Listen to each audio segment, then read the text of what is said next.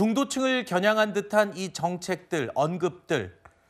자, 민주당은 중도 보수라는 발언까지 쏟아낸 이재명 대표입니다. 그런데 정책에 대한 언급뿐만 아니라 이제는 한 발 더 나아가서 정치판의 구도도 바꾸려는 게 아닐까라는 생각이 듭니다.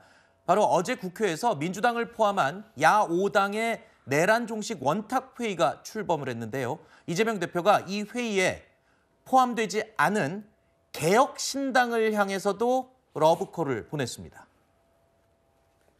국민의힘을 포함한 일부 정치 세력들이 이러한 헌정 파괴 행위에 동조하고 있습니다. 헌법 질서 수호를 위해서 함께 나서야 한다는데 우리 동의해 주신 많은 당원들 또 우리 정당들 함께 해주셔서 감사드립니다. 개혁신당도 함께 했으면 참 좋았겠다라는 생각이 듭니다. 이 원탁회의는 여전히 열려 있습니다. 개혁신당이 가진 정책적 스탠스와 민주당이 주도하는 소위 진보 정당들과의 스탠스는 너무 다르기 때문에 저희가 응하기는 어렵다. 저희 채널A가 취재해본 내용에 따르면 이준석 대표의 개혁신당은요. 들으신 것처럼 정책적으로 그리고 당의 방향과 입장, 기본적인 그런 가치가 다르기 때문에 그 제안에 이재명 대표의 제안에 응하기 어렵다라고 거절을 했습니다. 하지만 글쎄요. 이렇게 범야권 연대를 통해서 어떻게 좀 이 세력을 좀 이렇게 확장시켜 보겠다. 그런 뜻은 이해가 됩니다. 이재명 대표의 의도는. 뭐 좋게 보면 그런 의도 같아요. 그래서 중도 보수다라는 선언적 의미의 저 정치 선언은 사실 많은 생각을 하고 하신 것 같아요. 그러니까 첫 번째는 중도 보수다라고 하면서 뭐라 했냐면 진보 정치 세력을 재편할 필요가 있다라는 취지의 얘기를 했단 말이죠.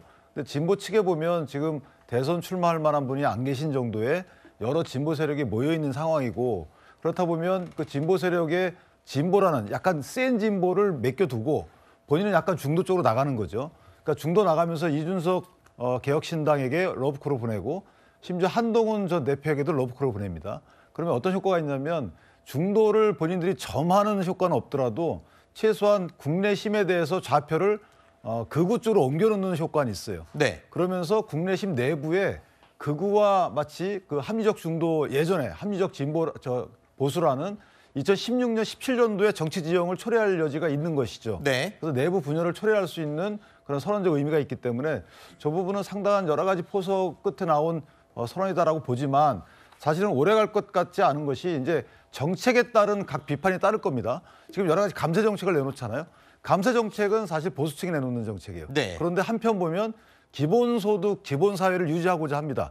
기본소득, 기본사회는 예전에 저희가 국토보유세까지 나왔지만 증세를 전제로 하는 이 복지체계예요. 네. 그렇다면 감세 정책을 하나하나 내놓지만 본인의 베이스는 증세예요. 그러니까 앞뒤가 안 맞는 거기 때문에 저는 이게 한시적인 정책이기 때문에 국민이 그렇게 오랫동안 이 대표의 진정성을 믿어주진 않을 것이다. 이렇게 생각합니다. 네.